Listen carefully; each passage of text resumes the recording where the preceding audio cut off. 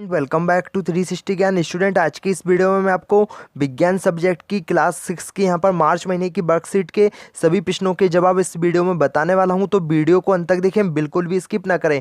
तो यहाँ पर आप सभी देख सकते हैं दोस्तों, मैंने कक्षा 6 की वर्कशीट को ओपन कर रखा है। तो सबसे पहले विद्यार्थी का नाम आएगा, उसके बाद पिताजी का नाम आएगा, उसके बाद यहाँ पर आपको साला का नाम भर देना है और यहाँ पर आपको कक्षा 6 यहाँ पर भर देना है।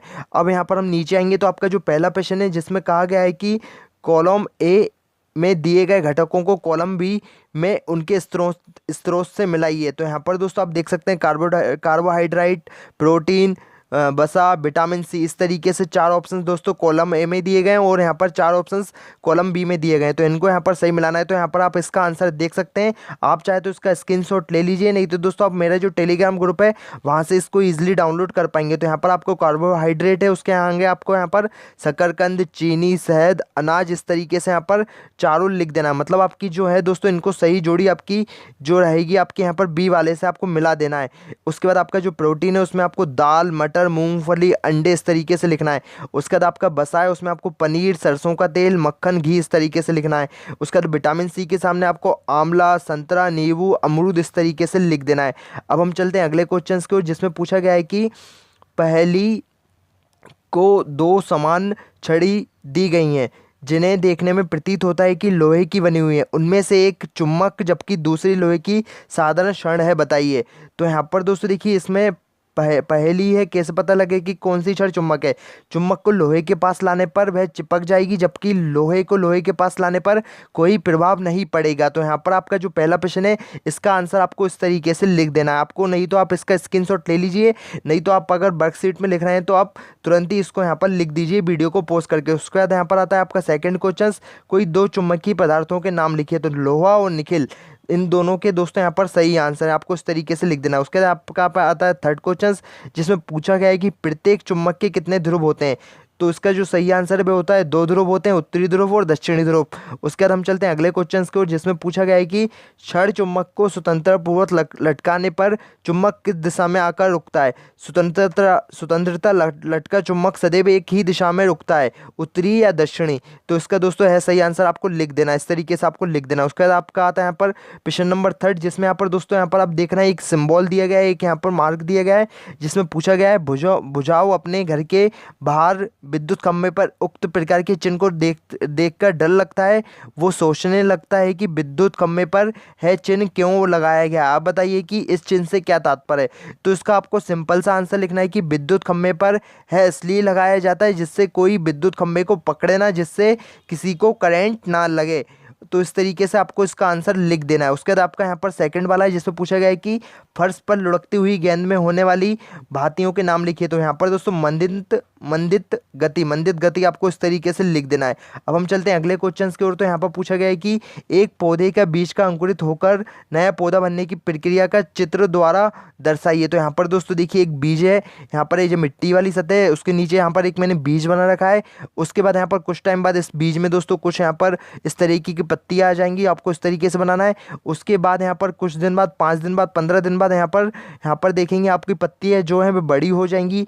उसके बाद 20 दिन बाद यहाँ पर एक दोस्तों जो बीज रहेगा उसमें से एक बेल निकल जाएगी। तो इस तरीके से दोस्तों आपको इसको बना देना है। उसके बाद आपका यहाँ पर अगला क्वेश्चन से फोर्थ वाला प्रश्न है, जिसमें पूछा गया है कि प्राचीन काल में लोग पैर की लंबाई, अंगूठे की चौड़ाई, एक कदम की दूरी का उपयोग भवन मापन के मात्रक के रूप में करते थे। इससे उन्हें क्या परेशानी होती थी, अपने शब्दों में लिख रही है। ऐसा करने से माप में त्रुटि होती थी क्योंकि सभी के सारे अंगों के अंग अलग अलग होते हैं। तो इस तरीके से आपको इसका आंसर लिख देना है। उसके बाद आपका खा वाला है, जिसमें पूछा गया थी वर्तमान में मापन के लिए किस प्रणाली का उपयोग किया जाता है। तो वर्तमान में अंतर्राष्ट्रीय मात्रक प्रणाली उपयोग की जाती है, मीटर, किलोग्राम, सेकेंड प्रणाली पर आधारित है। तो इस तरीके से आपको इसका दोस्तों अगर आपको कोई प्रश्न नहीं आ रहा है तो बस आपको उस प्रश्न का फोटो क्लिक करना हो, प्रश्न को क्रॉप करना है। उसके बाद आपको फाइनली 5 सेकंड के अंदर वीडियो सॉल्यूशन मिल जाएगा। फिर चाहे प्रश्न दोस्तों आपका होमवर्क का हो, सीबीएसई बोर्ड हो, यूपी बोर्ड हो, बिहार बोर्ड हो, राजस्थान बोर्ड हो, एमपी बोर्ड हो या फिर अन्य किसी बोर्ड का हो। फिर चाहे प्रश्न आपका IIT, JEE mains, advance, NEET या फिर 6 to 12 क्लास का हो। इसके बावजूद आपको केमिस्ट्री, फिजिक्स, बायोलॉजी, मैथ का हो तो आप अपने प्रश्न का सोल्यूशन भी डाउट नेट के ऊपर से कर सकते हैं।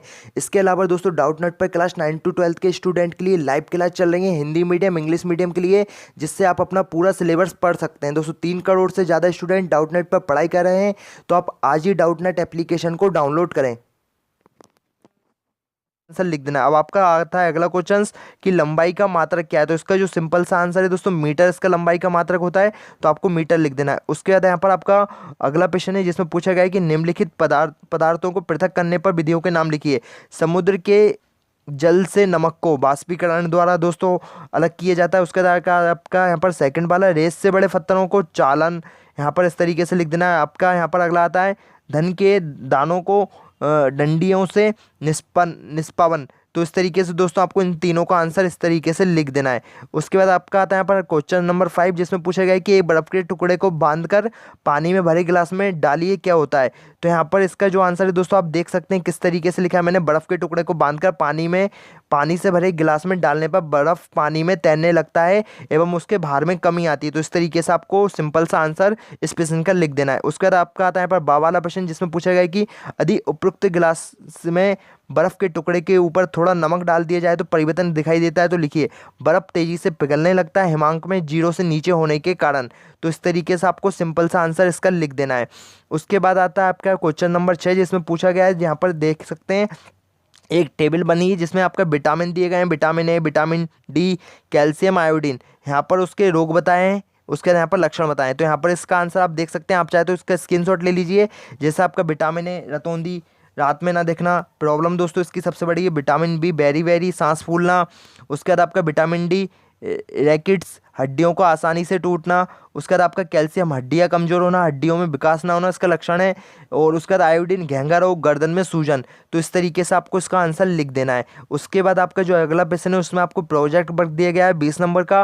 तो यहाँ पर आप देख सकते हैं यदि हमारे घरों एवं आसपास के क्षेत्र में कूड़ा न हटाया जाए तो क्या होगा। यदि हमारे घरों एवं आसपास के क्षेत्र से कूड़ा न हटाया जाए तो गंदगी फैलने के कारण मच्छर उत्पन्न होंगे, जल दूषित होगा, बीमारियां उत्पन्न होंगी। तो इस तरीके से आपको इसका आंसर लिखना है। उसके बाद यहाँ पर आपका अगला प्रश्न है स्वच्छ भारत अभियान के कारण आसपास क्या परिवर्तन हुआ है। तो स्वच्छ भारत अभियान के कारण अब हमारे आसपास के इलाके में स्वच्छता आ गई है, गाड़ी वाला रोज कूड़ा लेने आता है। तो इस तरीके से आपको इसका सिंपल सा आंसर लिखना है। उसके बाद आपका अगला यहाँ पर प्रश्न है कि स्वच्छ भारत अभियान का लोगों का चित्र बनाइए। तो यहाँ पर आप देख सकते हैं स्वच्छ भारत का अभियान का जो लोगों का यहाँ पर चित्र होता है दोस्तों एक आईने के तरीके से होता है। उसमें यहाँ पर एक तरफ स्वच्छ लिखा होता है, एक तरफ यहाँ पर भारत लिखा रहता है और यहाँ पर नीचे लिखा रहता है एक कदम स्वच्छता की ओर। तो इस तरीके से आपको इसका यहाँ पर लोगो बना देना है। उसके बाद आपका यहाँ पर अगला प्रश्न है यदि आपको एवं आपके मित्रों को किसी समारोह में प्लास्टिक की प्लेट अथवा केले के पत्ते का खाने का विकल्प दिया जाए तो आप किसे चुनेंगे और क्यों।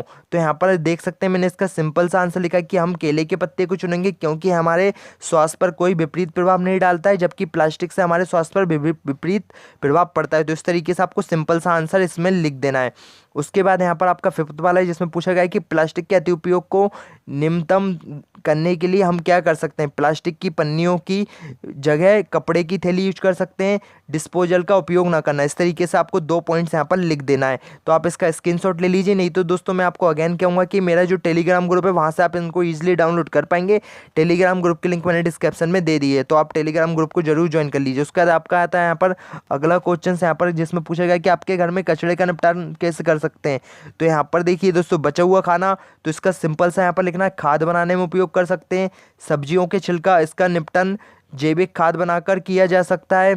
सूखा एवं गीला कचरा, सूखे कचरे को नीले तथा गीले कचरे को हरे कचरा पेटी में एकत्रित करना है। उसके बाद यहाँ पर बचा हुआ कागज सूखा कचरा पेटी में एकत्रित करें। तो इस तरीके से दोस्तों आपको सभी प्रश्नों के आंसर दे देना है। काफ़ी सिंपल से यहाँ पर इनके आंसर हैं, तो आप इजीली अपने मन से भी दे सकते हैं। तो फिलहाल दोस्तों आज की इस वीडियो में इतनी ही कुछ जानकारी थी। जैसे ही दोस्तों अगला क्वेश्चन पेपर आएगा उसकी भी मैं आपको वीडियो प्रोवाइड करा दूंगा, तो आप मेरे चैनल पर जुड़ जाइए। तो आज की इस वीडियो में इतनी ही कुछ जानकारी थी। आई होप आपको मेरी यह जानकारी पसंद आई है। वीडियो को लाइक करें, शेयर करें और चैनल पर नए तो चैनल को सब्सक्राइब करें। जय हिंद, जय भारत।